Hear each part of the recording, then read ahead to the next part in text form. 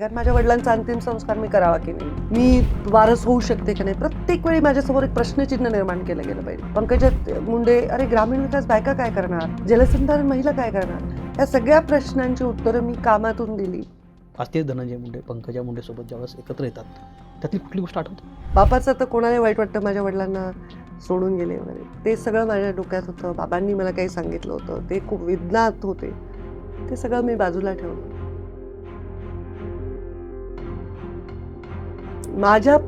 माझ्या गोष्टींसाठी मी त्या गोष्टी सोडून दिल्या, विसरून गेले, क्षमा करून मोकळं झाल्यासारखं वाटलं मला.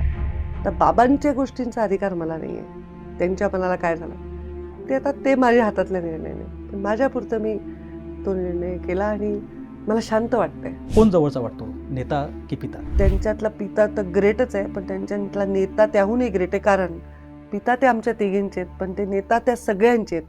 आणि ज्या पिता म्हणून मला ते नेता वाटले, पण नेता म्हणून कितीतरी लोकांना ते पिता वाटले. ते किती ग्रेट आहे. आज 12 वर्ष झाली तरी लोकांचे डोळे पाणावतात. पण जेव्हा मी आनंदात असते, जेव्हा मी काही मिळवते, जेव्हा मी यशस्वी होते, जेव्हा मी असं काहीतरी करते ज्याच्यावर मला कौतुक पाहिजे असतं, तेव्हा मला वाटतं बाबा असायला पाहिजे. कारण माझं कौतुक करणारं कोण नाही.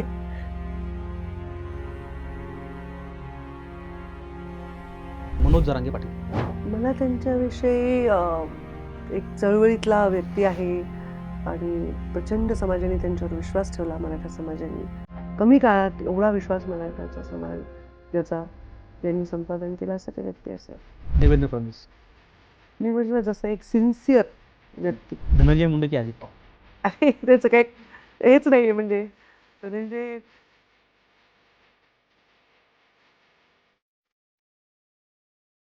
आपल्या देशामध्ये राज्यामध्ये नेत्याचं नाव घेतलं की त्याच्यासोबत एक बिरुदावली जोडलेली असते. अर्थात कोण नेता विकसनशील असतो, कोण विजनरी असतो.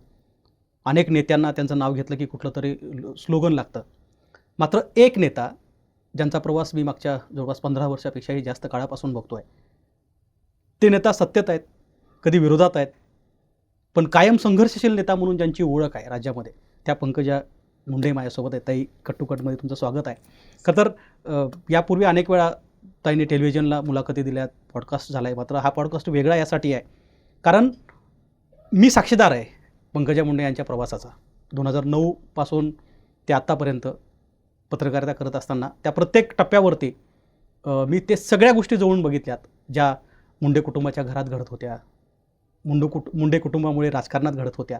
आणि त्या संदर्भात मोकळ्या गप्पा मारण्यासाठी माझ्यासोबत आज पंकजाताई आहेत. ताई, माझा पहिला प्रश्न असाच आहे की पंकजा मुंडे आम्हाला आज जर राजकारणात दिसल्या नसत्या तर कुठे असत्या?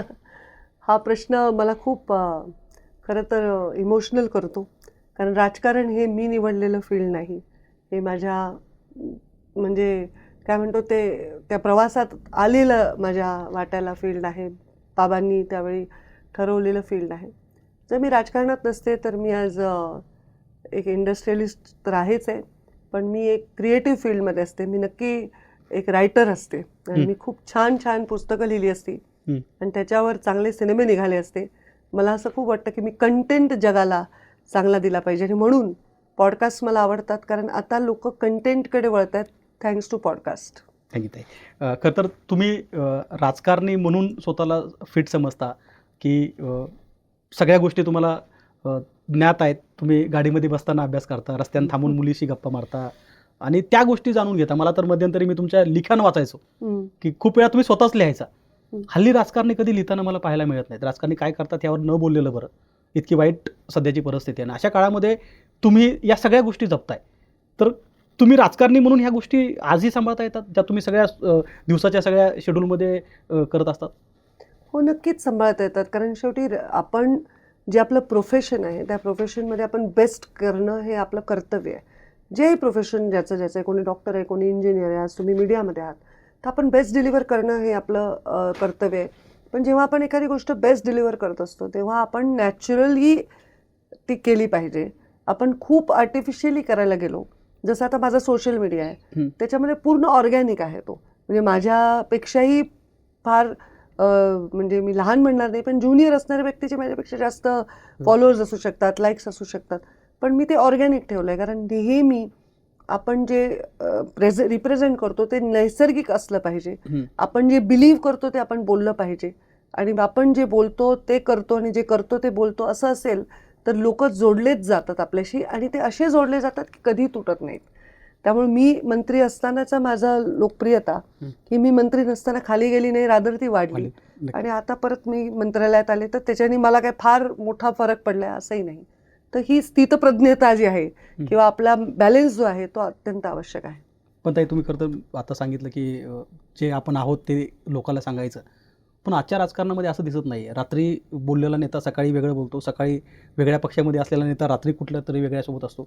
अशा परिस्थितीमध्ये तुमच्या बाबतीत एक खरं तर आरोप केला जातो की तुम्ही खाजगीमध्ये तेच बोलता आणि सार्वजनिक पण तेच बोलता. मला हा आरोप आवडतो. खूप आरोप मला असे आवडतात की लोक ताई खरं सांगतात, ताई काम होणार नाही आहे तर नाही म्हणून सांगतात. तर लोकांना सत्य सांगणं पण आपलं काम आहे. हा लोकांना बरं वाटावं म्हणून प्रयत्न करतो वगैरे आपण म्हणतो, पण लोक कधी कधी चुकीची कामं घेऊन येत असतात. लोक स्वतःच्या चुकीच्या गोष्टी केलेल्या असतात त्या कुठेतरी अँटी करप्शनमध्ये पकडलेले असतात, त्याच्यासाठी येतात. तर त्यांना काही गोष्टींचे आपण लिमिटेशन्स दिले तर आपण चांगल्या लोकांसाठी चांगलं काम करण्यासाठी आपली ऊर्जा राखीव ठेवू शकतो. आणि म्हणून मला ते प्रयत्न मी करते. आणि जे मी खाजगीत बोलते ते सगळंच खाजगीत बोलते, ते बाहेर नाही बोलत, पण जे मी शब्द देते लोकांना ते बऱ्यापैकी माझा पर्सनॅलिटी अशी आहे, माझ्याविषयी लोकांच्या मनात ते आहे की ताई जे करतात ते बोलतात आणि बोलल्या तर करून दाखवतील, अशा प्रकारची परिस्थिती शक्यतो बऱ्याच वेळा मी करते. शेवटी आज राजकारणात असं नाही आहे की लोक सकाळी एक आहेत आणि रात्री एक आहेत, हे असं नाही आहे. आता ह्या आय डोंट नो हे युग आहे, ह्याला काय म्हणायचं आता, हे 21ावं शतक आहे. इथे प्रत्येक फील्डमध्ये सकाळी एक माणूस एखाद्या भूमिकेत असला तर दुपारी वेगळ्या दिसू शकतो. एखादा न्यूज चॅनलवाला मला सकाळी एक माईक घेऊन दिसतो, तो नंतर 2 दिवसांनी वेगळ्या चॅनलचा माईक घेऊन दिसतो. तर ही प्रवृत्ती झालेली आहे, कारण अपॉर्च्युनिटीज भरपूर आहेत, संधी भरपूर आहेत आणि लॉयल्टी नावाची गोष्ट हळूहळू फेड होत चालली आहे. त्याच्यामुळे आपल्याला लोक सतत भूमिका बदलताना दिसतात. जो भूमिकेशी लॉयल नसतो ना तो कुणाशीच लॉयल नसतो. आपण म्हणतो हा माणूस घरी खूप चांगला आहे पण बाहेर वाईट आहे, तो बाहेर खूप चांगला आहे पण घरी वाईट आहे, असं नसतं. माणूस स्वतः भूमिका जी घेतो त्याच्यात तो लॉयल नसेल तर तो कोणाशीच लॉयल राहू शकत नाही. आणि त्यामुळे ही फक्त राजकारणातली परिस्थिती नाही, ओव्हरऑलच परिस्थिती अशी आहे. खूप फास्ट स्पीडमध्ये लोक गेलेत, फास्ट पेस जग झालं आहे, कॉम्पिटिशन खूप झाली आहे, त्यामुळे अशा गोष्टी आपल्याला दिसतात. ते खरं तर तुमचा प्रवास मला चांगला माहिती आहे की तुम्ही EVS-वरनं इथं आलात, म्हणजे लोकांना खरं तर त्याचं कुतूहल पण आहे की ज्या काळामध्ये फार कमी लोक राहायचे, म्हणजे आत्ताच्या काळामध्ये फार यूज टू झालं आहे परदेशात जाणं किंवा राहणं, तर तो सगळा काळ सोडून परत एकदा नात्रा, परळी, बीड, महाराष्ट्र आणि या सगळ्या राजकारणामध्ये येत असताना कसं, म्हणजे त्या सुरुवातीला कधी काय ठरवलं होतं की काय व्हायचं होतं तुम्हाला पहिल्यांदा, आणि त्यानंतर हा प्रवास मग रिटर्न कसा झाला? हे पण शाळेत असताना ना मुलांना खूप काही व्हायचं असतं, तसं माझंही होतं. मला कधी वाटायचं मी डॉक्टर हे माझं कन्सिस्टंट ड्रीम होतं. म्हणजे काहीतरी सेवा करायची आहे. आणि रायटर म्हणजे डॉक्टर बनूनही मी रायटर बनवू शकले असते. मला 1-2 गोष्टी मला खूप करायच्या होत्या. डॉक्टर रायटरमध्येच मला कधीतरी असं वाटायचं की आपण पायलट व्हावं. ह्या 2-3 गोष्टी मला वाटत गेल्या, पण त्याच्यात कन्सिस्टंटली मला डॉक्टर फार आवडीचा विषय होता, सायन्स माझा फार आवडीचा विषय होता. आणि मग मी जेव्हा BSc झाल्यानंतर MSc जेनेटिक्समध्ये ॲडमिशन घेतलं तर बाबा म्हणले हे करू नको, तू MBA कर. तर असं बाबांनी मला गाईड केलं आणि बाबांनी गाईड केलेलं त्यावेळी मला पटलं जरी नसलं बऱ्याच वेळा तरी मी ते ऐकायचे, कारण मला हा विश्वास होता की त्यांचा अनुभव जो आहे तो माझ्यासाठी ते कधी मला चुकीचं गोष्ट सांगणार नाहीत. तर ते बदलत गेलं आवड निवड. पण मला नेहमी हे वाटायचं की मी लोकांच्यासाठी घेरलेली असणार आहे. I don't know Y. म्हणजे शाळेतही मी मुलांमध्ये तसं लोकप्रिय होते, सगळ्यांशी माझं वागणं वगैरे व्यवस्थित होतं. कॉलेजमध्येही सगळ्यांशी डाऊन टू अर्थ होते. माझे बाबा गृहमंत्री होते पण मी आपलं मिळून मिसळून वागायचे. तर एक लोकप्रियता अशी होती की सिम्पल साधी आपली मुलगी आहे, काही शो ऑफ करत नाही वगैरे. पण मला हे नेहमी दिसायचं माझं फ्युचर की मी लोकांमध्ये घेरलेली असेल, जे काय फील्ड असेल माझं, मी लोकप्रिय असेन आणि मी इंटरव्ह्यू देत असेन. कारण मी लहानपणी रेकॉर्ड, तेव्हा ते छोट्या अशा कॅसेट्स होत्या आणि त्या रेकॉर्ड करायचो आपण, तर मी रेकॉर्ड करायचे इंटरव्ह्यू. तेव्हा एक तबस्सुमचा शो यायचा, फूल खिले गुलशन गुलशन. तर मला असं वाटायचं मी इंटरव्ह्यू देती आहे आणि मग प्रीतम माझे इंटरव्ह्यू घ्यायची आणि मी इंटरव्ह्यू द्यायचे.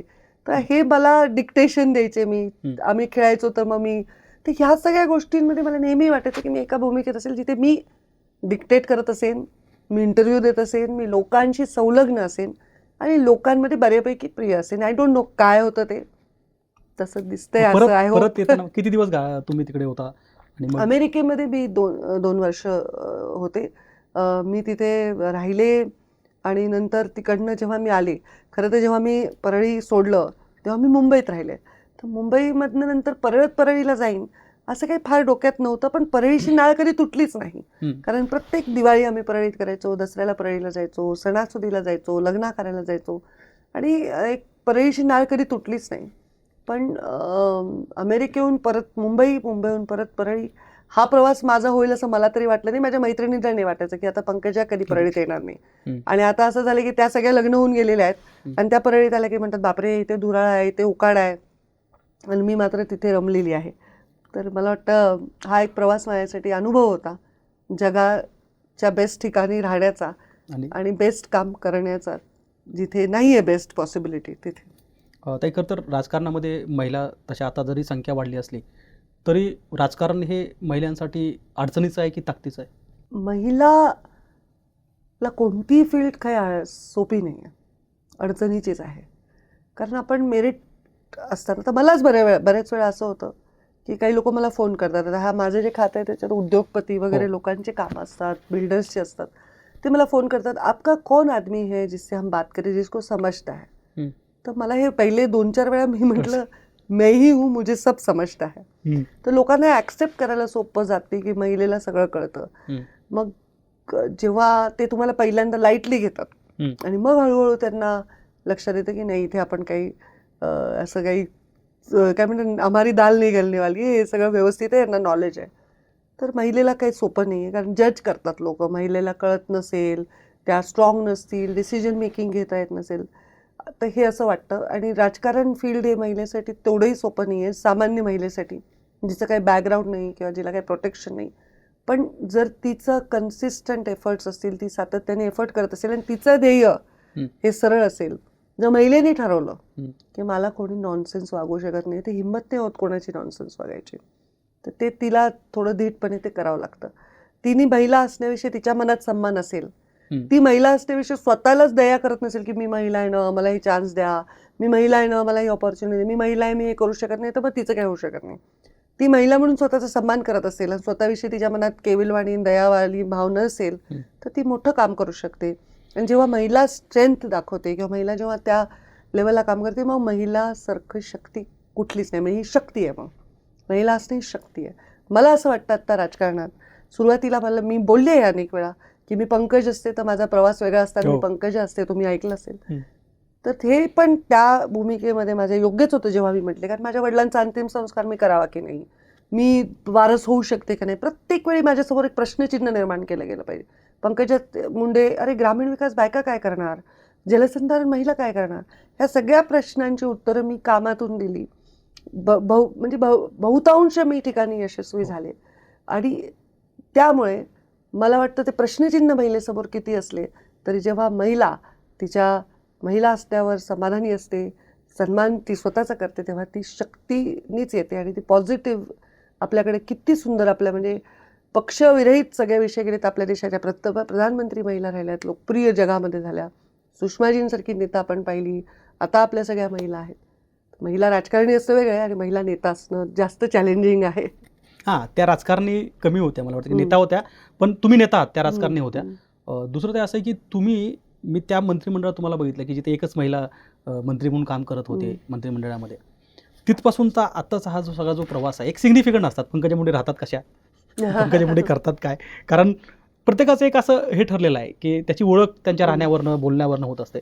तर हे सगळं राहायचं काय, कसं ठरवता तुम्ही, त्यासाठी काय वेळ देतात आणि कसं कुठल्या वेळी कसं असलं पाहिजे, काय बोललं पाहिजे, हे कसं ठरतं?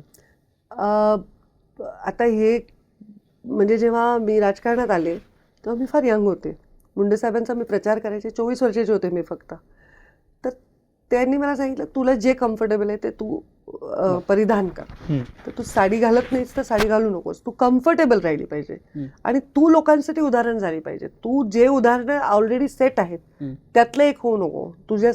तर सलवार कमीज राजकारणात मला वाटतं बऱ्यापैकी मीच आणले. नाही तर तेव्हा किती लहान मुलगी असेल ती साडीच घालावं लागायची. तर मी सलवार कमीज घालायला लागले. मग तो अटायर माझा होता. मग फार बऱ्याच वेळी तेव्हा मला म्हणायचे, अरे तुम्ही केस बांधा. म्हटलं मला डोकं दुखतं, मी नाही जास्त वेळ बांधू शकत. त्या छोट्या छोट्या ज्या गोष्टी होत्या त्या मी मला हव्या तशा, मला कम्फर्टेबल वाटेल तशा, आणि दुसऱ्या तरुण मुलींना येताना हे ब्लॉक्स नसावे अशा मी केल्या. जे बाबांचं फार मोठं योगदान त्याच्यामध्ये आहे. त्यांनी मला ते कम्फर्ट दिला आणि तसं झालं. दुसरं, मुंडे साहेब एक खूप देखणं आणि खूप उमदं व्यक्तिमत्व होते. हँडसम होते खूप. केस वगैरे दाट आणि केस विंचरायचे, जॅकेट घालायचे, दिसायला छान होते.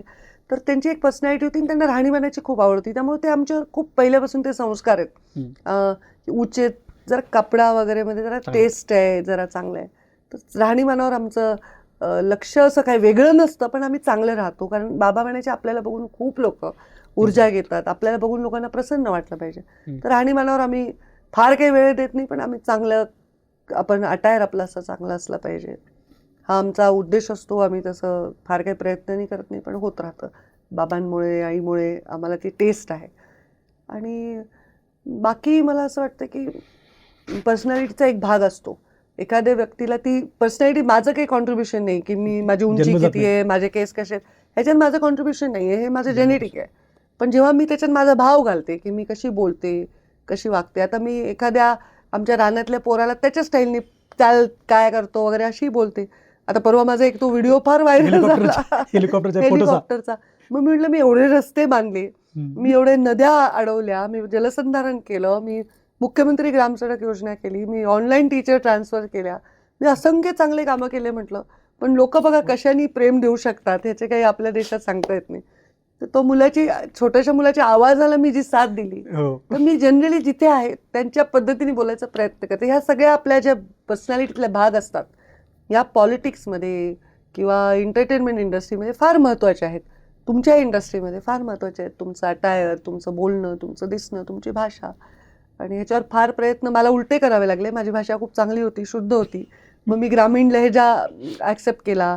मग मी सुरुवातीला भाषण करायचे तर मी थोडी अशी ऑकवर्ड उभा राहून कंटेंट असायचा. पण मला वाटायचं आपण एकच मुलगी लहान वयाची, इथे 5-10 हजार पुरुष आहेत, आपण असंच बोललं पाहिजे. बाबा म्हणायचे दोन्ही हात उघडून बोलत जा, हात मोठे करून, हातवारे करून एक्सप्रेशन दे. तर ह्या गोष्टी मी केल्या, म्हणजे बाबांनी मला त्या शिकवल्या. पण मग खतर साहेबाची आठवण कायम राहतेच. पण कोण जवळचा वाटतो, नेता की पिता? मुंडे साहेब कोण? मला वाटतं खूप कमी लोकांना हे भाग्य मिळतं की त्यांचा पिता आणि त्यांचा नेता एक असतो. खूप कमी लोकांना. आपले वडील एक मोठा नेता असू शकतात, पण ते आपल्या हृदयातला आपला नेता नसतात.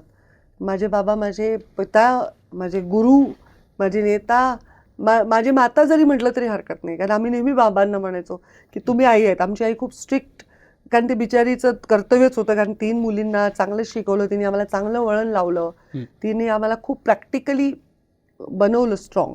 ह्याच्यात आईचं पूर्ण योगदान आहे. आणि विल्हाळेपणा, लाड करणे, काय म्हणतात गोड वागणे, हे बाबांचं काम होतं. कारण बाबा व्हिजिटिंग असायचे ना, आईला रोज राहावं लागायचं, पण बाबा गोड राहायचे. पण बाबा आमचे खूप मायाळू होते. आणि त्यामुळे मला वाटतं की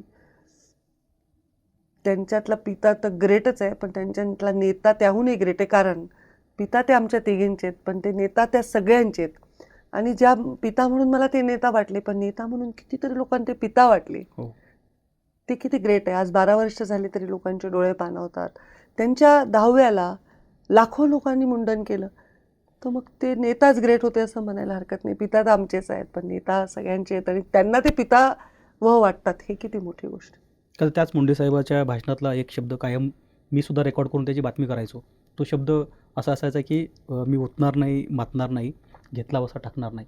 आणि तोच शब्द ज्यावेळी आम्ही पंकजा मुंडेच्या तोंडून ऐकतो त्यावेळेस अडचण होत नाही. कारण तिथं आजचं राजकारण, परत मी त्याच विषयावर आलो की दिलेला शब्द पाळायचे का नाही माहीत नाही, मातणं बितणं तर प्रश्नच नाही, कारण त्याची आता एक स्केलच नाही आहे मोजायची कसं.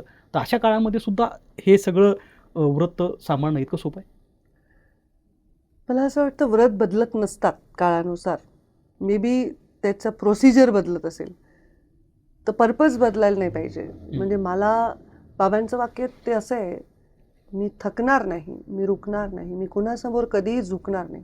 मेन मुद्दा हा आहे की मी ज्या गरीब घरात जन्मलो, शेतकऱ्याच्या घरात जन्मलो, एका मागास समाजात जन्मलो, तर ह्या प्रवासात मी काम करत असताना मी थकणार नाही आहे.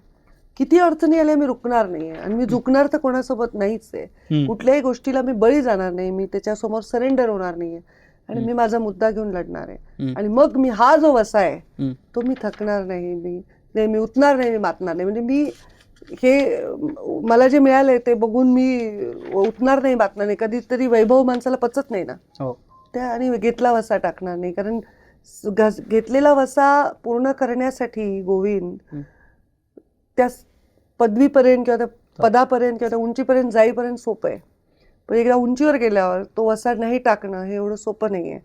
तर जेव्हा आपण उंचावर असतो तेव्हा आपलं पर्पज आपण विसरलं नाही पाहिजे, आपला वसा नाही टाकला पाहिजे, हे महत्त्वाचं आहे. आणि त्या बाबांच्या त्या वाक्यात मला असं वाटतं तो आदेश आहे, ते माझे गुरु आहेत आणि तो आदेश मी पाळायला पाहिजे. तर मी लोएस्ट पॉईंटला पण तेच लक्षात ठेवते, ते नॅचरल आहे, कारण आपल्याला ते पर्पज आहे. पण जेव्हा आपण हायेस्ट पॉईंटला असतो तेव्हा विसरत नाही, हे महत्त्वाचं आहे. तर ते मला वाटतं ते मला उमेद देतं जगण्याची, आणि ते मला मी बनवतं.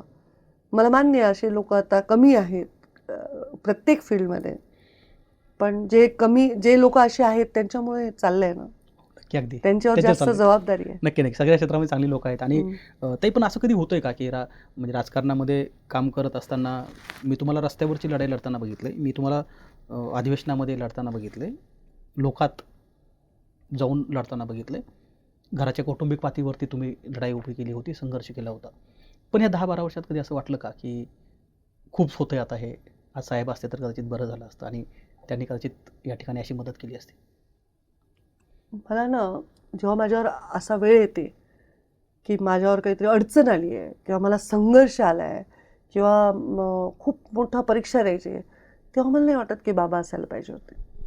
कारण मला असं वाटतं ही अडचणीची वेळ, इथं माझ्याऐवजी बाबा असायला पाहिजे म्हणणं म्हणजे स्वार्थ आहे. म्हणजे बाबा असताना सुद्धा जर बाबांवर काही वार होत असेल तर मी कधीही मागे पुढे पाहणार नाही की मी तो वार माझ्या अंगावर झेलू. आजही त्यांच्या मृत्यूनंतरही त्यांच्यावर वार होत असतील तर मी मागे पुढे पाहत नाही की तो मी कसं त्याला मी माझ्या पंखाने थांबवू. पण जेव्हा मी आनंदात असते, जेव्हा मी काही मिळवते, जेव्हा मी यशस्वी होते, जेव्हा मी असं काहीतरी करते ज्याच्यावर मला कौतुक पाहिजे असतं, तेव्हा मला वाटतं बाबा असायला पाहिजे. कारण माझं कौतुक करणारं कोण नाही, तर त्याला मी मिस करते. पण हे सगळं होत असताना एक काळ आम्ही बघितला होता की गोपीनाथ मुंडे, प्रमोद महाजन या माणसांनी जनसंघाचा प्रचार केला, अगदी म्हणतात की सायकलवर जाऊन पोस्टर चिटकवले. तो काळ आता बदललाय. आता मरीन लाईनला मला वाटतं भारतीय जनता पार्टीचं कार्यालय उभं राहिलं. ते तर प्रमोदजींच्या काळातच भारतीय जनता पार्टीचं कार्यालय नरिमन पॉईंटला झालंय. पण तो काळ बदलण्यासाठीच ते काम करत होते. ते सायकलवर जेव्हा फिरत होते तेव्हा ते पक्षाला विमानात नेण्याचेच स्वप्न बघत होते. त्यांनी पोस्टर जेव्हा चिकटवले तेव्हा माणसं नव्हते पक्षाकडे, तेव्हा पक्षात असे माणसं, इतकी पक्षाची संघटना ताकदवर व्हावी ह्याच्यासाठीच ते काम करत होते. आणि ताकदीचे प्रोज आणि कॉन्स दोन्ही असतात. ताकदी जसं आपल्या दारिद्र्य किंवा गरिबी असते त्याचे वाईट आणि वाईटच असतात, ते कमीपणा असतो, गुण वाईट चांगले, जसं तसे त्यावेळेचे वाईट आणि चांगले गुण. त्यांना प्रवासाला पैसे नसायचे, त्यांना जेव घालायला माणसं नसायचे, त्यांना सतरंजी टाकायला माणसं नसायचे. हे चॅलेंजेस त्यांनी स्वीकारले म्हणून आज आमच्याकडे सगळी यंत्रणा आहे. तर त्यांचं स्वप्न हेच होतं की भारतीय जनता पक्ष एवढा शक्तिशाली व्हावा, हेच त्यांचं स्वप्न होतं.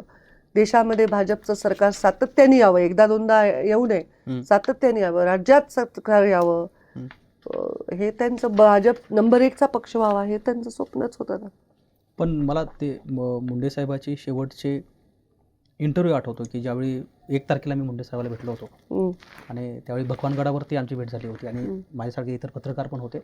आणि त्यावेळी मला उत्तर देताना साहेबांनी सांगितलं होतं, मी त्यांना खरं तर मला अपेक्षित वेगळं उत्तर होतं पत्रकार म्हणून. माझा स्वार्थ असा होता की गोपीनाथ मुंडे यांना आता महाराष्ट्र दिसावा, मुंबई दिसावी, आणि स्वाभाविक आहे ते केंद्रात मंत्री झाले होते आणि राज्यात त्यांना दिसायला पाहिजे होतं. पण त्यांनी म्हटलं की मला पंकजा मुंडे दिसते. हा योगायोग असं वाटतं की 1 तारखेला साहेब बोलतात, भगवानगडावरती बोलतात की म्हणजे शेवट आहे तो तिथल्या आपल्या शक्तीचा, आणि त्यानंतर तिसऱ्या दिवशी अपघाती मृत्यू होतो. हे मला पत्रकारांनी तुम्ही सांगितलं. जर हे मी म्हणले असते तर लोकांना वाटलं असतं की इन केस विरोधक काही पातळी गाठू शकतात कधी कधी राजकारणात, काय कुठल्याही क्षेत्रात, की हे मी म्हणते. पण जेव्हा मला पत्रकारांनी सांगितलं, हे तुम्ही नाही, अजून 4 पत्रकारांनी ते ऐकलं, की तुम्हाला गडावरून नेहमी दिल्ली मुंबई दिसते, दिसते. यावेळी काय दिसतं, त्यांनी सांगितलं पंकजा दिसते. कारण त्या लोकसभेमध्ये आम्ही खूप संघर्ष केला. बाबांना पाडण्यासाठी सगळ्या सत्ता जणू एक आल्या होत्या आणि एकटे होते बाबा आणि मी एकटी, आणि असंख्य कार्यकर्ते मात्र होते. बिचारे कार्यकर्त्यांनी आम्हाला कधीही सोडलं नाही. आणि आम्ही काम करताना त्यांना तर राज्यातही बघायचं होतं. मग ते मला बीड जिल्हा तू बघ म्हणले, आणि मग 14-15 दुसरे पक्षाचे विरोधाचे आमदार तिथे ठाण मांडून बसले. एक एक जिल्हा परिषद गटाला एक एक आमदार होता आणि मी अख्ख्या जिल्ह्याला एक होते. तर निवडून आल्यानंतर ते माझ्या कानात म्हणाले, थँक्यू बेटा. किती मोठेपणा आहे या माणसाचा. कोण म्हणतं थँक्यू, माझी काय औकात होती. आणि ते त्यांना असं वाटायचं, तेव्हा त्यांना एक कम्फर्ट वाटलं की आता घर फुटलेलं होतं, एवढा संघर्ष होता, भावनिक होतं, आणि त्या परिस्थितीत नाही, माझी मुलगी चांगली निघाली. ते बऱ्याच वेळा म्हणायचे, मुलं चांगले निघणं ह्याचं नशीब असतं, म्हणजे माणसाने काय मिळवलं ह्याच्यापेक्षा पुढची पिढी चांगली निघणं. तर त्यांना तो अभिमान खूप वाटायचा. आणि अभिमान वाटणं तर ठीक आहे, पण विश्वास वाटणं महत्त्वाचं आहे, की मी नसेल तर ही सांभाळून घेईल. तर हे कदाचित भगवान बाबाच्या आशीर्वादाने त्यांच्या तोंडून निघालेलं वाक्य होतं, की मला गडावून पंकजा दिसते. तुमच्या मगाच्या प्रश्नात त्याचं उत्तर आहे, मी उठणार नाही, मातणार नाही, घेतला वसा टाकणार नाही. हे मी जगले तरच त्यांना मी दिसू शकते. केवळ मी वारसा मिरवला तर त्यांना मी दिसले नसते. त्यांना ती समाजाला मी तुझ्या जोडीत टाकतो हे म्हणण्याचाच त्यांच्यामध्ये विश्वास त्यांच्या मनामध्ये होता. आणि हा विश्वास माझी सगळ्यात मोठी संपत्ती आहे आणि हा सगळ्यात मोठा आशीर्वाद आहे भगवान बाबाच्या साक्षीने मुंडे साहेबांनी हे म्हणणं. त्यामुळे मला काहीही आलं समोर तर मी कॉम्प्रोमाइज करू शकत नाही त्या गोष्टीशी. या विश्वासाला मी कधी देवाणघेवाण नाही करू शकत. साहेबाचं शेवटचं बोलणं अथवा शेवटची भेट कधी झाली होती? तर आम्ही शपथविधी करून आलो मला वाटतं, आणि आमचं भाजपचं अधिवेशन सुरू होतं. गिरीश बापट हे आज नाही आहेत, ते आमचे प्रतोद होते. आणि मी त्यांना रजा देऊन आले होते की मी बाहेर देशात चालले, मला सुट्टी पाहिजे, कारण मी थकले होते. मी एकटीने तो प्रचार झेलला होता. आणि बाबा मंत्री झाल्यावर मी त्यांना हसले, म्हणजे मी त्यांना असं म्हटले, माझं अवतार कार्य संपलेलं आहे, तुम्ही दुसऱ्यांदा खासदार नाही मंत्री झाल्यात, आता मला विधानसभा नाही लढायची, तुम्ही कोणी शोधा आणि लढवा, आणि मला सुट्टीला जायचं. तर त्या दिवशी ते आले होते मुंबईला, मला वाटतं 2च तारीख होती, आणि आय एम नॉट शुअर 2 का 1. आणि मी आले होते विधानसभेतून, आणि मी खूप थकलेली होते, कारण मी तिकडून शपथविधीहून आले. मग मी दर्शनाला गेले कामाख्याला. मला कामाख्या देवी पण माहीत नव्हती. माझ्या मनात काय आलं, मला कामाख्याला जायचं आहे, मला माहीत नव्हतं कामाख्या नावाची देवी आहे, काही नाही. तर मी खूप थकलेली होते. 1 जूनला मी झोपले होते, तर ते आले, ते माझ्या दरवाजा उघडून त्यांनी पाहिलं मी झोपले आहे, तर ते परत दरवाजा हळूच बंद करायचे, ते डिस्टर्ब नाही करायचे, आणि ते जेवले. आणि माझी आई दुसऱ्या दिवशीची तयारी करत होती, कारण सत्कार होता परळीमध्ये, तर तिचं तयारी चालली होती. तर ती म्हटली, तुम्ही जेवता का, मी बॅग वगैरे भरते तुमची. नाही, ते नेहमी ती समोर बसून जेवते, आणि ती नाही आहे हा चान्स मारून त्यांनी 3-4 वाट्या रस खाल्ला होता आंब्याचा. तर नंतर तिला कळाल्यावर ती ओरडली पण होती. आणि मी उठले, बाबांचा आवाज आला, मी म्हटलं मला बाबांना भेटायचं आहे. तर मी पळत गेले, तर बाबा लिफ्टमध्ये गेले, आणि ते लिफ्टचं दार बंद केलं. तेवढंच मी त्यांना पाहिलं. त्याच्यानंतर तर मग मी त्यांचा देहच पाहिला. तर ते आठवतं मला. रात्री फोन केला होता मला त्यांना हेलिकॉप्टर पाहिजे होतं. स्वर्गीय विनायकराव मेटे तेव्हा आमच्यावर हेलिकॉप्टरमध्ये येणार होते. आमच्याकडे 4च सीटर हेलिकॉप्टर होतं, आणि 5वं सीटर, आता बाबा कॅबिनेट मंत्री असल्यामुळे इंजिनियर होता सोबत, त्याच्यासाठी ते मला रात्री उशिरा फोन केला होता 11-12 वाजता, की अगं मला मेटेंना न्यायचं आहे, आणि हे हेलिकॉप्टर मोठं घे. मग मी, आई, विनायकराव मेटे, बाबा असे जाणार होतो आम्ही, आणि विठ्ठल महाराजांकडे आणि भगवान ह्याच्या परळीच्या सत्काराला भगवान गडावर, तर ते जाऊन आले होते.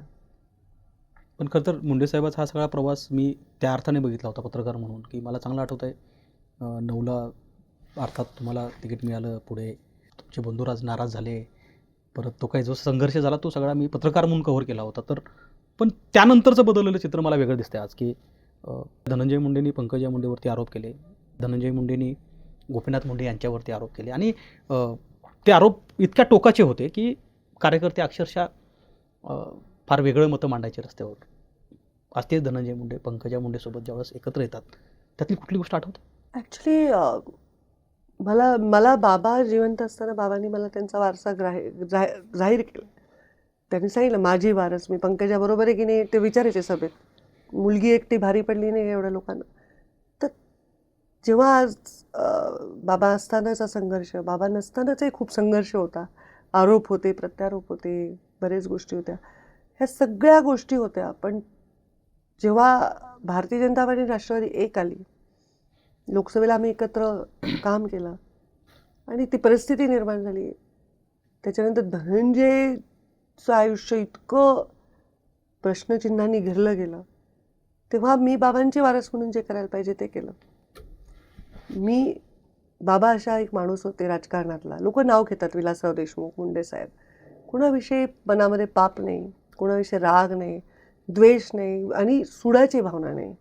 क्षमाशील असणं हे माणसाचं पुढे जाण्याचं लक्षण आहे. तर बाबांनी जेव्हा मला राजकारणात आणलं तेव्हा धनंजय बाबांचा वाद होता, माझा नाही. त्यांनी मला आणलं, मी काही मागितली नव्हती ती जागा. मग बाबा गेल्यावर कुणाशी वाद घालणार तो, मग माझा आणि त्याचा वाद झाला. पण जेव्हा ह्या घटना घडल्या तेव्हा मला असं वाटलं की आपल्याला बाबांनी काय शिकवले त्याप्रमाणे आपण वागलं पाहिजे. तर माझ्या मनामधले सगळे जे काही होते, मला राग माझा नव्हताच, मी तर लढायला खंबीर आहे. बापाचं तर कोणाला वाईट वाटतं माझ्या वडिलांना सोडून गेले वगैरे, ते सगळं माझ्या डोक्यात होतं. बाबांनी मला काही सांगितलं होतं ते खूप वेदनात होते, ते सगळं मी बाजूला ठेवलं. माझ्या गोष्टींसाठी मी त्या गोष्टी सोडून दिल्या, विसरून गेले, क्षमा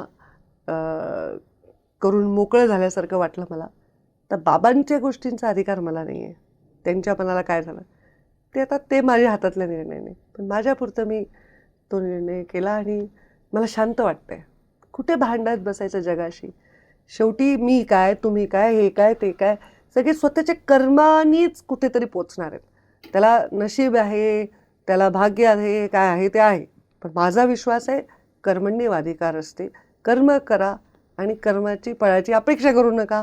शेवटी आपल्या कर्माची फळं आपल्याला आता हे कलियुग आहे, या जगात मिळतात. तर माझं कर्म त्यावेळी होतं की अशा घेरून गेलेल्या व्यक्तीला कुठेही आपण जुने गोष्टी काढून हे करायचं. आणि मी धनंजयविषयी जे केलं तेच मी कोणाही दुसऱ्याविषयी केलं असतं.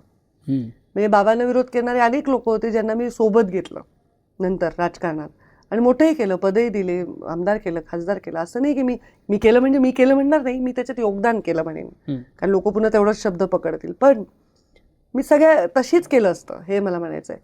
कारण बाबांनीच मला शिकवलं की बेरजेचं राजकारण करायचं. तर कुठे जुने आठवडे ठेवायचे? ते आपण नाही येत ईश्वर कोणाचा न्याय करायला. पण मग हे होत असताना तुम्ही, मला बरं वाटलं अच्छा, पण मतदारसंघ मी संकटात असणाऱ्या कोणा व्यक्तीच्या साठी कामाला येऊ शकते, याचं मला बरं वाटलं. पण मतदारसंघासंदर्भात तुमच्या फार चर्चा होते. कारण असं आहे की राज्यामध्ये मला माहीत असलेले 10 नेते मी नावच सांगू शकतो की एक नेता म्हटलं की त्याचा मतदारसंघ लक्षात येतो. पारंपरिक आहे. तो नसेल तर त्याचा मुलगाच नसेल तर पुतण्या, नसेल तर घरचं कुणीतरी. पण तो मतदारसंघ ही त्यांची मालकीची गोष्ट आहे किंवा तिथनं तेच आले पाहिजेत असा एक नियम आपण अलीकडच्या काळामध्ये होताना बघायला मिळतो. तुम्ही मात्र स्पष्ट सांगितलं की मी माझा मतदारसंघ भावाला देऊन टाकला. मी अपवादच आहे सगळ्या गोष्टींना. कारण मला पक्षाने जेव्हा युती केली तेव्हा सिटिंग आमदारांना तिकीट द्यायचं ठरलेलं असल्यामुळे मी प्रश्नच नाही निर्माण केला. मी विचारलं नाही किंवा अपेक्षाही केली नाही कोणाकडनं. धनंजय सिटिंग होता आणि ते राष्ट्रवादीला सीट गेली. तर आता तो आमदार आहे सध्या आणि धनंजय आमदार आहे तर तो आमदार आहे, हे सत्य आहे. तो मी उगीच कशाला म्हणून मी आमदार आहे. तो आमदार आहे तोपर्यंत तो तिथला जबाबदार व्यक्ती असला पाहिजे, असं नॅचरल आहे. आणि सगळ्या जिल्ह्यातले जे आमदार आहे त्यांची जबाबदारी ना, मी कसं म्हणू माझी जबाबदारी, माझ्या लोकांची जबाबदारी माझी, ज्यांनी माझ्याबरोबर राहिले माझे पक्षाचे लोक, त्यांना मी कधीच सोडणार नाही, त्यांची मी सन्मानच करेन. पण आज 2029 पर्यंत धनंजयची जबाबदारी आहे ती. पण तसं असलं तरी मग प्रश्न उपस्थित होतो की तुम्ही एकदा मतदारसंघाबद्दल बोललात की पाथर्डीवाले लोक समोर येतात, ते म्हणतात ताई तुम्ही आमच्यातून उभा टाका. माळाकोळीला परवा गेला तुम्ही, माळाकोळीतील लोक म्हणले तुम्ही इथून उभा टाकणार का? कधी बीड जिल्ह्यामधल्या अशा कुठलाच मतदारसंघ शिल्लक राहिला नाही की आता पंकजाताई कुठून उभा टाकतात. खरंच पंकजाताईचा मतदारसंघ, याचा अर्थ माझे मतदारसंघ अनेक आहेत किंवा मी अनेक लोकांना निवडून आणण्यासाठी पक्षाच्या आदेशावरून काम करेन, पक्ष मला आमदार करेल. पक्षाच्या मनात काय आता पुढे मला नाही सांगता येणार. पण जर माझा उपयोग येत आहे आणि मी तेवढी कार्यक्षम आहे आणि माझ्यामुळे जर मी रात्रंदिवस राज्यात प्रवास करून पक्षाला ताकद वाढवण्यात मदत होत असेल तर पक्ष भूमिका घेईल की कुठे एक मतदारसंघात तुम्ही इतनी छोटी क्यों बनती हो असे आमचे नेता म्हणले तर मी परत राज्याचं काम करेन त्यावेळी जे पक्ष ठरवेल. मतदारसंघ सुरक्षितता देतो इतकं सीमित मुंडे साहेबांचा वारसा असला नाही पाहिजे. काय बात आहे. हे फार कमी झालं अलीकडच्या काळात. प्रत्येकजण आपला मतदारसंघ आधी सांभाळतो. पण असं झालं तरी एक नगरपालिकेची निवडणूक परळीची झाली, जिथे असं भारतीय जनता पार्टीच्या कार्यकर्त्यांना वाटत होतं की 8-9 नगरसेवक त्यांचेही निवडून आले, धनंजय मुंडेच्या हातात सत्ता गेली. पण मग असं का झालं? त्यांना असं वाटतं की जर राष्ट्रवादी काँग्रेसकडनं नगराध्यक्ष निवडून आलाय तर उपनगराध्यक्ष हा भारतीय जनता पार्टीचा व्हायला पाहिजे होता. तसं आमचं ठरलंही होतं धनंजयचं आणि माझं की उपनगराध्यक्ष माझा होईल. पण धनंजयने मला विनंती केली की त्याचा काही शब्द आहे मुस्लिम समाजाला दिलेला, कारण त्याचा एक मोठा वर्ग मुस्लिम समाजाचा राष्ट्रवादीतला आहे. आणि मी जसं सांगितलं की त्याच्या आत्ताच्या ह्याच्या अडचणींमध्ये मी म्हटलं ठीक आहे 1 वर्ष तुझ्या मनाप्रमाणे तू दे, हरकत नाही. आणि मुळात मला मुस्लिम समाजाला द्यायची संधी मिळाली त्यानिमित्ताने, कारण मला हे माहिती आहे की मुस्लिम समाज बीड जिल्ह्यातल्या मुंडे साहेबांना खूप प्रेम करतो. मुंडे साहेब जेव्हा लोकसभेला उभे होते तेव्हा असे वॉर्ड होते जिथे मुस्लिम समाजामध्ये 98% मुंडे साहेबांना मतं मिळाले. प्रीतम त्यांच्या वेळी मतं मिळाले. माझ्या निवडणुकीलाही मुस्लिम समाजांनी मदत केली. पण या निवडणुकीमध्ये मला असं वाटलं की जे आम्हाला मानणारे लोक आहेत, आमच्यावर प्रेम करणारे लोक आहेत, ते कुठेतरी एक असताना एक संभ्रम आहे, पक्षाच्या संदर्भातला संभ्रम आहे, त्याच्यामुळे मतदान करावं वाटत नाही आहे. प्रेम तर खूप करतात. तर मला त्यांना काही द्यायची संधी जर मिळाली असेल, मग ते भलेही चिन्ह कुणाचे असो, युती आमची आहे, चला काय हरकत आहे म्हणून ती दिली. आणि माझ्या लोकांना समजावून सांगितलं की 1 वर्ष मी धनंजयला अजून अशा परिस्थितीत अडचण नसेल तर मदत करू, आणि एका मुस्लिमाला मदत करत असेल तर काय हरकत आहे. ताई, मोबाईल ही गोष्ट जरी खाजगी वापरासाठी असली तरी राजकीय नेत्यांचे मोबाईल ही वेगळी भन्नाट गोष्ट आहे की त्यांचे मोबाईल ते वापरतात, कसे वापरतात, ते कुणाकडे असतात. तुमच्याबद्दल एक असं म्हटलं जातं की फार कमी वेळा तुम्ही मोबाईलवर बोलताना किंवा कुठंतरी सार्वजनिक कार्यक्रम बसल्यावर मोबाईल तुमच्या हातात नसतो, बहुतेक वेळा तो पीएकडे असतो. तर कारण मी हरवते तो मोबाईल सारखा. ते मेन कारण आहे की मी कुठेही मोबाईल हरवते. म्हणजे जर पडलेला कुठलाही असा मोबाईल तुम्हाला दिसला बेवार असतो तो माझाच असेल असं लक्षात ठेवण्यासारखं. खूप मोबाईल हरवते मी, म्हणून मी ते पीएकडे, कारण आम्ही हात जोडतो, हार घेतो, ते कुठे मोबाईल, पुरुषांचे खिसा असतो, आम्ही कुठे ठेवणार मोबाईल. मग तो मोबाईल मी पीएनकडे असतो. मोबाईल हे स्ट्रेंथ आहे, कारण आपल्याला कार्यक्रम कळतात, नॉलेज कळतं, कुठे काही दुर्घटना घडलेली कळते. पण तो विकनेस पण आहे, कारण मुलं वापरायची लोकांची ते लोक ट्रेन नाही आहेत वापरायला. त्यांना मोबाईल नंबर दिला म्हणजे कोणी पण फोन करतं, आणि मग तो समोर जो व्यक्ती आहे ते काम, आपलं ऑफिशियल कामं, आपलं सभा समारंभ, प्रचार, पक्ष, संघटना, ह्यात आपण जर मोबाईलवर सगळ्यांनाच अटेंड करायचं ठरवलं तर आपण करू शकत नाही. कारण मला 1000 फोन येतात. प्रत्येक माणसाला मी 2 मिनटं जरी बोलायचं ठरवलं तर मला 2000 मिनटं तर बोलावंच लागेल फोनवर. तर मी काम कधी करू? तर त्याच्यामुळे मला त्याची हे ठेवावे लागते की बाबा सिरियसनेस. आणि मला जे मानणारे आहेत, माझ्यावर प्रेम करणारे, माझ्या अंडर ट्रेन झालेले आहेत, त्यांना माहिती आहे ताईंना मेसेज करा, ताई वेळ बघतात, रिप्लाय करतात. त्यांना वाटलं की ताई SP ला बोला, माझं बोलून झालेलं असतं. हा बोला, काय चाललंय, जेवलात का, हे काही बोलत नाही मी फार फोनवर. आणि मला अपमान वाटतो जर आपल्यासमोर लोक बसले ना आपण फोनवर बोलतोय सारखे. जो समोर आहे त्याला अटेंड करू, जो आलाय 500 किलोमीटर प्रवास करून त्याला अटेंड करू का, जो आपल्या गावाच्या चौकातून मला फोन करायला. गंभीर घटना असेल आणि मी नाही पोहोचू शकत असं होत नाही. आत्ताच एका ऊसतोड कामगाराचा ॲक्सिडेंट झाला, त्याच्या पूर्ण परिवाराला मी मदत केली. त्याच्यानंतर आणखी एका ॲक्सिडेंटमध्ये एका परिवाराचं. तर माझी आता टीमच अशी झालेली आहे की ते बरोबर माझ्यापर्यंत व्यवस्थित पोचवतात. आणि वेळ घेऊन येणं, त्यांची उपलब्धता बघून घेणं. मी काम तर तेवढेच तास करते, पण डिलिव्हर जास्त करायला लागले मी. मागचे 5 वर्ष जेव्हा मी मंत्री होते तेव्हा बाबा गेल्यामुळे लोक आक्रोशात होते आणि त्यांना शिस्त लावण्याची तेव्हा मला गरज असली तरी मला करणं शक्य नव्हतं. त्यामुळे मी त्यांना ते वागू दिलं कसं. पण आता लोकांना मी एक वळण लावलं, आणि ते लोकांना वळण लावण्यासाठी तरी नेत आहे ना मी, का त्यांना बेशिस्त करण्यासाठी मी नेत आहे. आता मला अमित शहांना भेटायचं असेल, अमित शहाजी मी फोन करू शकते का असं, देवेंद्रजींना, हां चला, त्यांच्या PAला मी बोलते, साहेब रिकामे असल्यावर 2 मिनटं बोला, हां अत्यंत गंभीर घटना घडली म्हणजे अत्यंत अर्जंट आहे, लगेच द्या, देतात ना ते. पण आपल्याकडे मुलांना एवढं मॅच्युरिटी नाही आहे. बिलं काढा, फंड द्या, अशा काही गोष्टी असतात ज्याच्यासाठी फोन करतात, बदली करा. ते तुम्ही येऊन भेटा, कागद द्या, पत्र द्या, फॉलोअप करा. आता वळण लागलं आहे, आणि ज्यांनी वळण नाही आहे जे मला असे रात बेरात फोन करतात किंवा असे एकदा फोन करतात नाही उचला तर उचला की वगैरे असं बोलतात, ते माझे नसतात. मी तर मग ते युतीचे काही कार्यकर्ते असतात आमचे मी त्याला म्हणते तू माझा नाही रे, तू असं बोलतो. माझ्या लोकांना माहिती आहे किती वाजता फोन करायचा, ताईंना काय सगळं. आणि खूप छान वळण लागलंय लोकांना. लोकांना वळण लागलं तर ते चांगलं जीवन जगू शकतात. मी लोकांना म्हणले की हा सूर्य पाहिजे का तुला, चल आणून देते, तो मिळणार आहे का त्याला? मग तो त्या अपेक्षेने तो ओव्हर कॉन्फिडंट होतो, नाही तर तो डिप्रेशनमध्ये जातो. लोकांना वळण लावण्यात काय वाईट आहे? बरोबर आहे. ताई, तुम्ही आता देवेंद्रजीचं नाव घेतलं.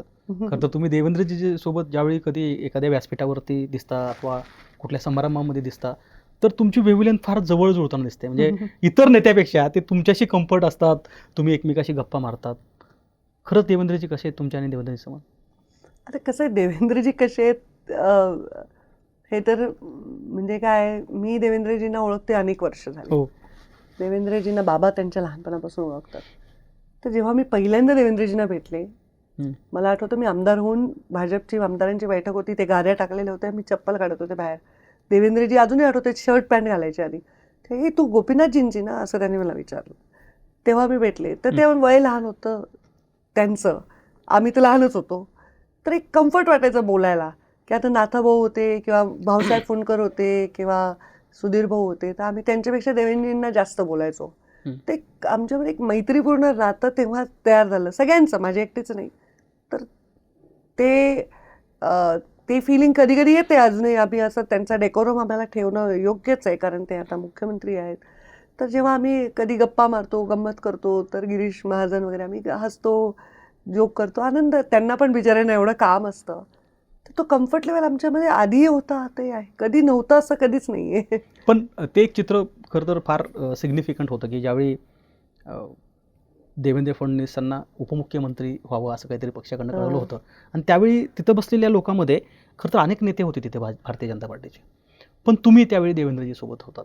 खरं तर हा फार खाजगी आणि वैयक्तिक स्वरूपाची गोष्ट आहे. पण लोकांना ही कायम उत्सुकता असते, की आपला नेता कधी कुणासोबत कसा असतो हे ऐकायला. काय झालं होतं?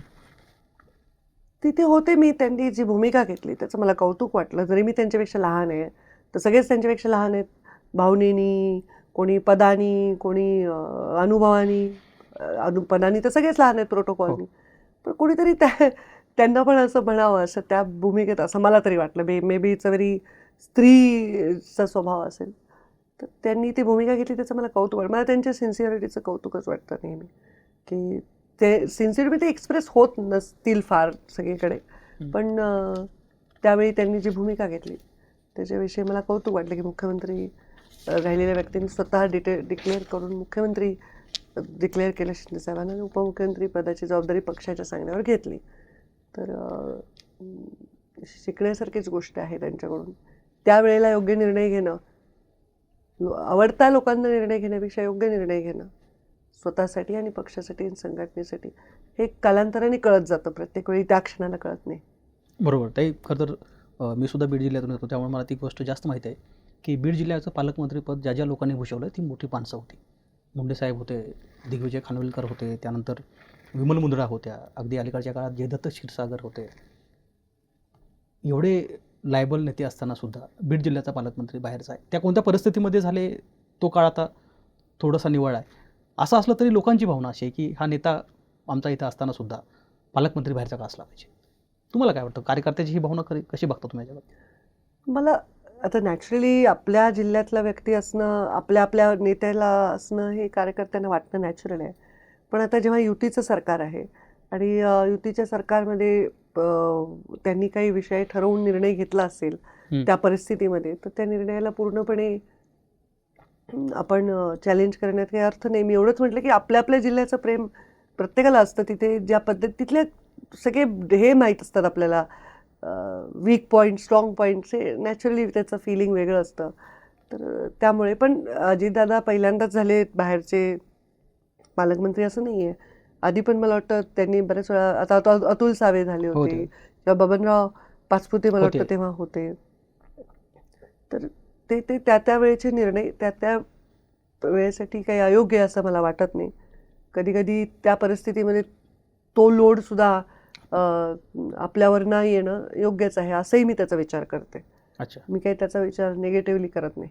बरं, आता काही खालील व्यक्तीबद्दल तुम्हाला काय वाटतं, अगदी थोडक्यात सांगायचं, पण त्या व्यक्तीबद्दल काय वाटतं हे सांगायचं. अर्थात पहिला व्यक्ती आहे मनोज जरांगे पाटील.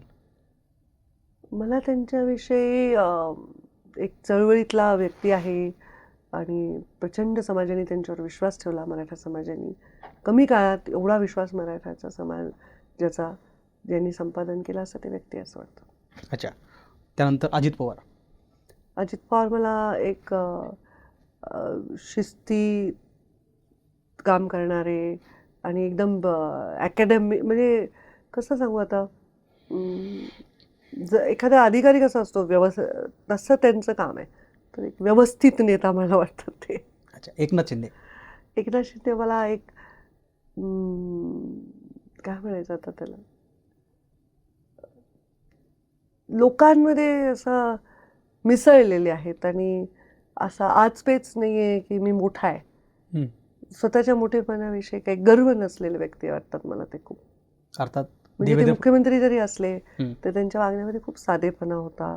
उपमुख्यमंत्री आत्ता ते आहेत तेव्हा पण खूप शांत आणि असं त्यांचं व्यक्तिमत्व मला वाटतं. आणि सामान्य कार्यकर्त्याची पण ते असं ऐकून पण आहे मी की त्यांच्या कार्यकर्त्यांना ते खूप मदत करतात. तर अशी त्यांची भूमिका मला वाटते. देवेंद्र फडणवीस. मी म्हटलं जसं एक सिन्सिअर व्यक्ती. मी त्यांना जसं महाभारतात अर्जुन होता ना, सिन्सिअरली आपल्याला जे सांगितलेलं आहे गुरुनी ते सिन्सिअरली करणार, तसं मला वाटतं त्यांना त्यांचे गुरु कोणी असतील किंवा आमचे मोदी जे असतील ते जे सांगतात ते करतात. तो सिन्सिअर व्यक्ती आहेत खूप आणि व्हेरी हार्डवर्किंग. अर्थात सगळ्यात शेवटी आणि सगळ्यात मोठं नाव ज्यांनी मागचे 40 वर्ष महाराष्ट्राचं राजकारण फार वेगळ्या पद्धतीनं हँडल केलं ते शरद पवार. प्रदीर्घ अनुभवी राजनेता मी सांगेन आणि ज्यांनी राजकारणामध्ये खूप अनुभवलं, सर्व काही प्रेमही अनुभवलं, रागही अनुभवला, सगळे अनुभव घेतलेला नेता असं म्हणता येईल. रॅपिड फायर क्वेश्चन येत नाही माझे, काही चॉईस नाही आहे, एक किंवा दोनच आहे. एकनाथ शिंदे की उद्धव ठाकरे? कशामध्ये? राजकारणामध्ये जवळचा कोण, किंवा कोण नेता म्हणून चळवळीत किंवा एक संघटना चालवताना एक मुरब्बी राजकारणी म्हणून भारी वाटतो? मला नाही त्यांचं कंपॅरिझन करता येणार ॲक्च्युली. हे ट्रिकी क्वेश्चन जरी असला तरी उद्धवजींचं माझं पर्सनल रिलेशन वेगळं आहे आणि शिंदे साहेबांविषयी काही काळामध्ये आलेला अनुभव हा वेगळा आहे. दोन्ही आदरयुक्तच आहेत. अच्छा. नितीन गडकरी की देवेंद्र फडणवीस? देवेंद्रजी समकालीन आहेत, नितीनजी खूप सिनियर आहेत. त्यामुळे भारतीय जनता पार्टीचा जो काल ज्यांनी घडवला, ज्याच्यामुळे आम्ही आज आहोत, ते नितीनजी आहेत आणि आजही ते आहेत शाश्वत. म्हणजे काल आणि आज दोन्ही ठिकाणी आहेत ते एव्हिडंट. तर ते आहेत आणि देवेंद्रजी आज आणि उद्या आहेत. क्या बात. धनंजय मुंडे की अजित पवार? अरे त्याचं काय हेच नाही आहे. म्हणजे धनंजय माझा भाऊ आहे, घरचा आहे. अजितदादा नेता आहेत त्यांच्या पक्षाचे, तर त्यांचं काही कंपॅरिझन नाही. त्यांच्या दृष्टीने ते श्रेष्ठ आहेत कारण त्यांच्या पक्षाचे ते सर्वोच्च नेता आहेत आज आणि त्यांचं ते त्यांचे अनुयायी आहेत, त्यामुळे त्यांचं कंपॅरिझन त्यांनाही अडचणीचं होईल. क्या बात. माझा शेवटचा प्रश्न आहे की परत एकदा मुंडे साहेब नेता की पिता? मी म्हटलं मगाशी की पित्यामधला नेता, नेत्यामधला पिता असं त्यांचा संगम आहे. असंख्य लोकांना वाटतं नेता असूनही पिता आहेत आणि असंख्य लोकांना जे वाटतं आणि आम्ही पिता असूनही आम्हाला ते नेता दिसतात, तर त्यांच्यातला नेता खूप ग्रेट आहे असं मला वाटतं. कारण तो सर्वांचा आहे. पिता तर आमच्या तिघींचेच आहेत. नक्की. खरं तर फार कमी लोकांना भाग्य लाभतं की एखाद्या राजकीय नेत्याच्या मृत्यूनंतर 12 वर्षापेक्षाही जास्त काळ लोक आजही राजकारणामध्ये, समाजकारणामध्ये कुठेही एखादी गोष्ट घडली की आज मुंडे साहेब पाहिजे होते असं म्हणतात. त्याच मुंडे साहेबांच्या पावलावर पाऊल ठेवून पंकजा मुंडे ज्यावेळी राजकारण करतायत त्यावेळी या 15 वर्षामध्ये, 12 वर्षामध्ये काय घडलं, खाजगी आयुष्यातील काही क्षण, त्यासोबतच राजकीय कुरघोड्यांचं राजकारण हवी होत असताना आपल्या तत्वाला कसं महत्त्व दिलं पाहिजे याचविषयी पंकजा मुंडे यांनी आपल्याशी बातचीत केली. पंकजताई, कट टू कटच्या पॉडकास्टमध्ये आल्याबद्दल आपलं खूप खूप स्वागत. खूप खूप धन्यवाद.